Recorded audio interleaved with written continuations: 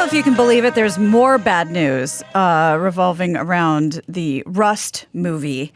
Really? The movie set in New Mexico has been shut down in the wake of a deadly shooting. We know about that. But that's not it. Jason Miller, that's not all, rather. A worker who was hired to take down the set was bitten on the left arm by a poisonous brown recluse spider and is in the hospital with a deep wound which could require amputating his arm. Wow. The venom has also made him very ill. According to TMZ, he's preparing to sue for workers' comp. So it's like there's like a whammy on this set. Meanwhile, Alec is starting to sort of slowly chime in now. He's saying he's urged the Hollywood producers to hire police officers on film and TV sets that use guns. In a tweet he put on Instagram, he said, every film and TV set that uses guns, fake or otherwise, should have a police officer on set hired by the production to specifically monitor weapons safely. Defund, I say. Yeah, I was talking to Gerges because when Baldwin did his impromptu roadside interview. Little press conference. Gerges is always like, don't talk. Don't. I mean, he goes nuts when his clients start wanting to talk. Oh, then he must have loved Hilaria. Yeah, zero upside with tons of potential downside. And at some point in that conversation, I can't remember if we got into it here, but he was like, we were a well-oiled machine. It's like, oh boy, don't say that. Don't say that kind of stuff. It's all just red meat for the prosecution. Wow. So because all his overarching theme was, we are so devastated, and he should have maybe left it at that, or not even that. You know, what Mark says is you just got to go nothing. You just have to go nothing. As much as you want to talk, as much shit as everyone else is talking, you got to go into cone of silent mode. But what about? But it's also weird to go, we were a well-oiled machine when someone was shot to death on the set. And I kind of brought this up, and you explained that too, like it was a different time essentially. But like with Monica Lewinsky, like if you do something like this, if this happens on your watch and you go completely silent, wouldn't a jury be like, heartless? He didn't even care. What did he do? Go on vacation? He didn't even say, our thoughts and prayers. Yeah, it's just, regardless, there is never a transcript for silence. And when there's a transcript, there's always something to mine from it. Now, sometimes you mine a lot of good ore from that transcript. Sometimes you just get a little nugget. little shake. But it's still, there's something to mine there. Interesting. And I was saying, when they were talking about, I kind of made this analogy, which is, people are like, what were they doing, doing target practice with the gun, firing the gun? I said, well, I kind of made this analogy. I said, they're out in the middle of nowhere. When you shoot a film, there's lots of downtime. They have to do the setup and move Video Village. And if there's a lot of people don't have a lot to do for a long period of time, and they're in the middle of nowhere, and I think they were entertaining themselves. And I would say, and they're going, yeah, but using the gun. And I was like, well, if you were doing a movie where you had a bunch of, you're doing a Mad Max type movie and you had a bunch of marauding dirt bikers or something, and there's long periods of downtime and you're just sitting in the middle of an empty desert, I bet there'd be some crew guys who would fire a few up and do a couple hot laps. It's not that different. Right. So, anyway. Yeah, did you see, Jennifer Tilly tomorrow, Gina Gran. What? Jennifer. Oh, my goodness. Tilly. I am so excited to have me on. Tomorrow. You have no idea. Talk poker with her, with you. Oh, sure. Yeah, no, I know everything about poker. What do you want to know? What's the river? Ha! The river is the cards in the middle, Mr. Poker Player. Oh, so I always thought it was a Bruce Springsteen album, but it's also a Garth Brooks song, if you must know. But really?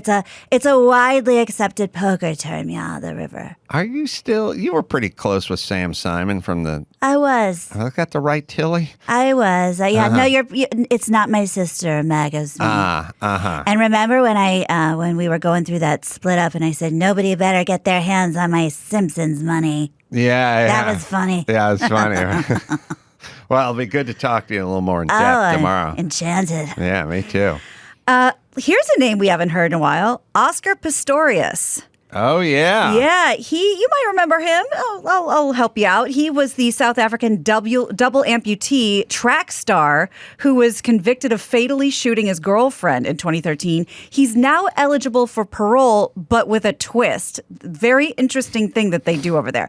So the 34-year-old, he became known as the Blade Runner, you remember, from his prosthetic legs. He became a worldwide phenomenon during the 2012 Summer Olympics. And on Valentine's Day in 2013, he shot and killed his girlfriend, Rita Steenkamp, in his home and claimed he thought it was an intruder. But remember, she was like locked in the bathroom and it was kind of an unlikely story. Yeah. He was convicted of murder. He was sentenced. It was like a high crime area. Like a lot of people were breaking in and stuff. And he was kind of making the argument of, I feel very vulnerable because of my condition. But shot through the door seemed through the weird. Bathroom door. And then there was a lot of, they used to argue all the time or some version of that, which it's not kind of neither here nor there, but there was something to it. Well, listen to this sort of twist.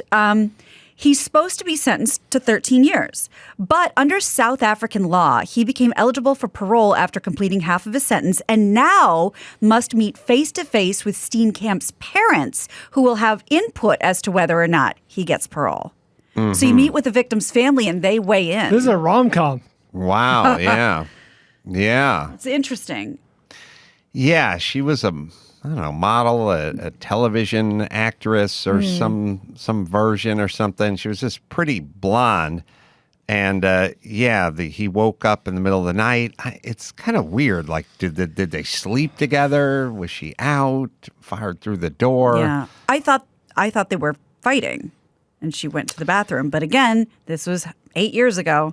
Yeah, to be fair to him, he's been hearing that starter's pistol damn near his whole life. Yeah. So probably, the barrier to squeezing the trigger, not probably as strong like the rest of us. He's used to it. That's it's part of his life. You know?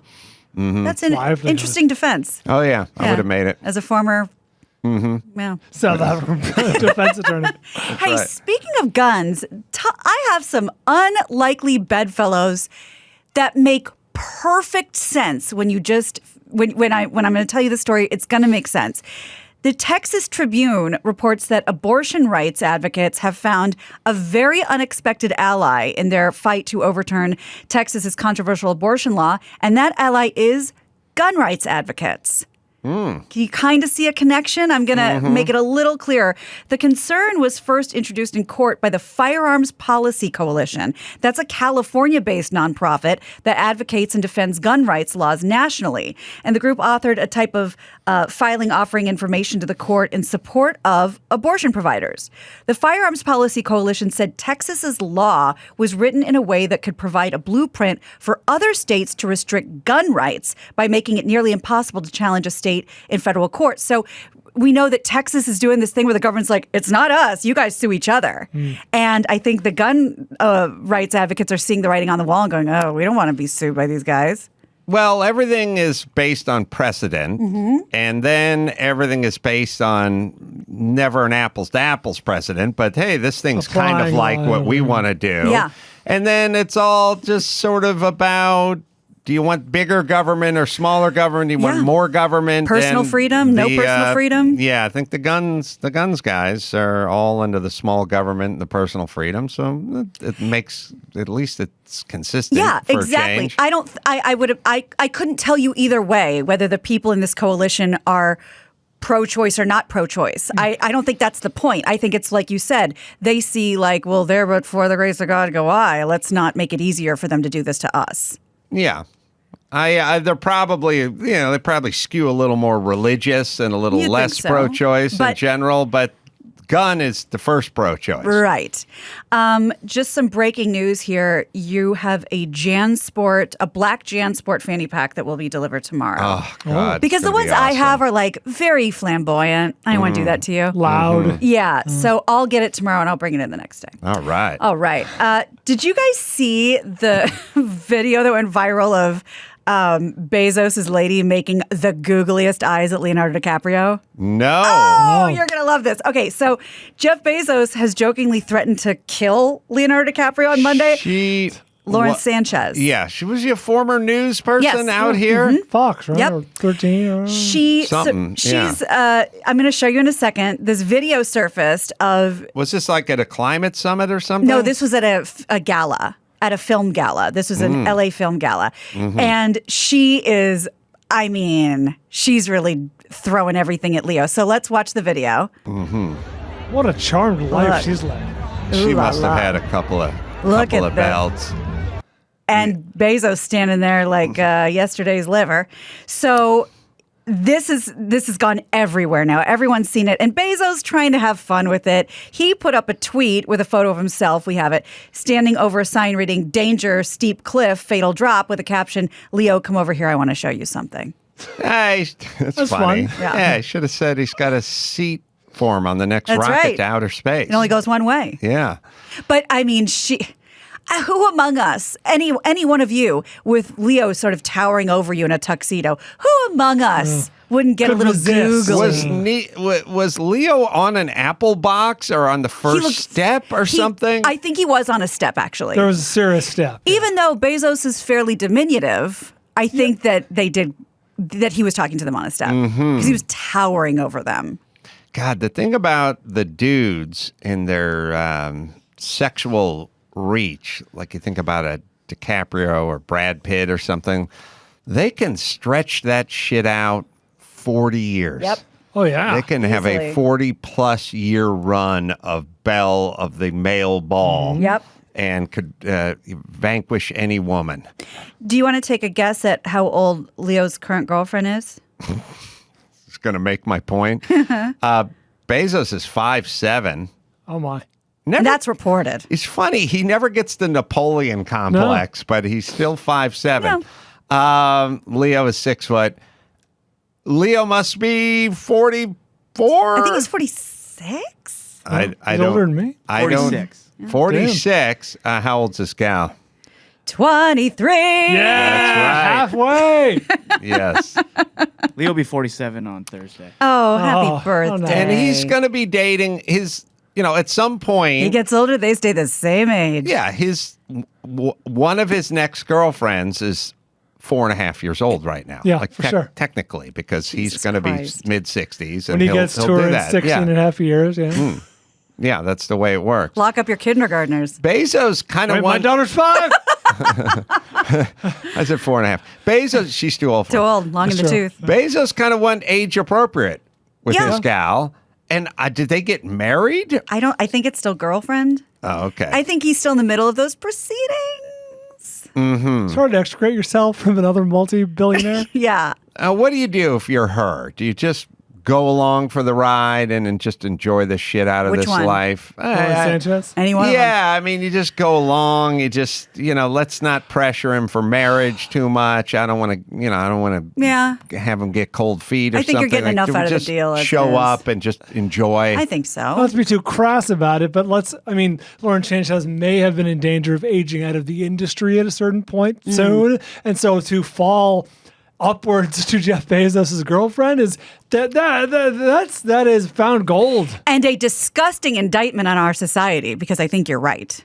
Yeah, Yes. I just know that the type, yeah, the cliche. DiCaprio's never aging out. No.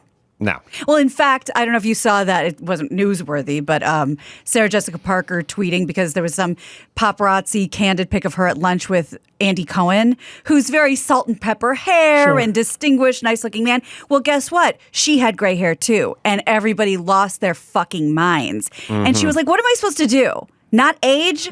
Andy next to me is almost fully gray and it's like he was touched by God, but I'm this, hag because I have a few gray hairs. Brian, don't. Hold on.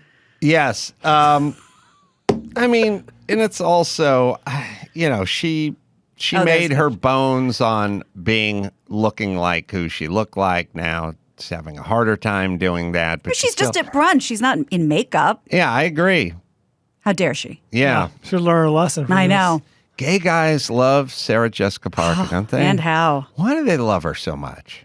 Well, she was sort of the the epitome of style and clever one-liners. I mean, if we're talking cliches, She was catty and she dressed fabulously. Yeah. You're told like it is. she was the star. Yeah. It's I'm on the interesting. show. It's interesting that there's a gay type of a female. Because I know her well. I'm trying to think that who are. Pray tell, who is she? Do you think she could get me a fanny pack? I do. I think it's on its way. Because I'm trying to think. I mean, you're not interested in women sexually, Sure. but you definitely, Kathy Griffin's got her gays and Just all that thinking- kind of stuff. Just think Kathy Griffin. Or is there a lesbian dude? There doesn't seem to be, does there? Nick Offerman. That's all I could come up with. I just mean but you don't hear him. No. It's not the same thing, No. right? It's not a cultural, nothing. Actually, okay, this is very narrow and specific, but there was more than one girl who ended up becoming or being lesbian later in life who was interested in me as a young man. You know what I mean? I think I represented a non-threatening, Turned soft, him out. Yeah, Yeah. very Right. soft, not quite Zoftic, but a little doughy. You were the beard, as yeah, it were. I was the beardy boy. I see it. Okay. This is You're happened, the this happened prop. more than once. But Yeah. it is interesting that women, well, it actually supports my theory in that What is it? What This is can't be it? good. it's going to be good. And it's supported by the data. So this is just science. Gay men are attracted to men. Like that, We can all sign off on and it's a commitment. Yes. You there's no 1 foot in the dude kiddie pool. You Right. you're in Yeah. or you're out. You're pot committed. I do not know any straight guys who dabble Right. or who go, well, I tried it. It wasn't for me. What about Randy Wang? if I'm Ryan? gonna go Ryan? I'm gonna go less dabbling. Okay. I'm gonna say what I'm saying is like I'm not like, well, if I had a couple of White Claws and Vince Vaughn showed up, I can't be held responsible for my I'd actions. struggle that a little. dude I could blow. Right. That doesn't exist. Women, a lot of lesbians, formerly with Brian Yes. and other people, a lot of flexibility. Yeah. I've always had this theory that a lot of women who are with women are half with women and the other half done with men. It's both. Had some bad experiences growing up, maybe bad stepdad, bad boyfriend, or whatever. Fuck it. I'm team coos now. Is that what she says? Yes. So they don't have any fruit flies. Right. They don't Right. need them. They're Right. done Right. with them. Yes. But the gay guys, they're not done with women. They're attracted to men. That's but they really still have a interesting. ton of friends Yes. and they like to hang out in that whole circle. I mean, Andy Cohen is perfect. Yes. All the Real He Housewives encapsulates, and the everything. trope. Yeah. All right. That's my Wow. theory for the day. Deep. All right. Let's bring it home, Gina Grad. You got it. I'm Gina Grad, and that's the news. Cool your clit, sugar tits. That was the news with Gina Grad. Well, we'll talk to Brian Kilmeade in a couple of few. First, there is Trico. Over a century ago, Trico was the first to make wiper blades. They've been a step ahead of Mother Nature ever since. Trico engineers study your specific driving conditions to make sure they are ready for anything, even if it rains actual cats and dogs. Although, like I said, if Phil hits that windshield, I don't even know if Trico is going to be able to clean up that mess.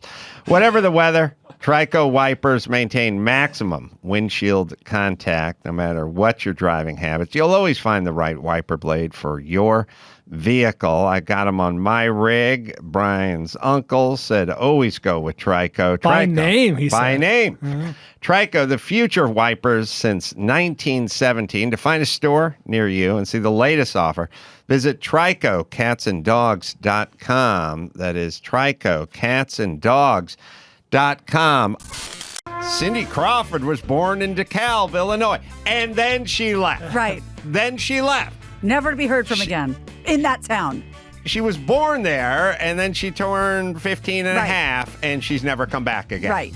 She now lives in Malibu. So this is really a victory for Malibu, not a victory for DeKalb, Illinois, which they didn't like me saying that when I played the University of DeKalb, Illinois.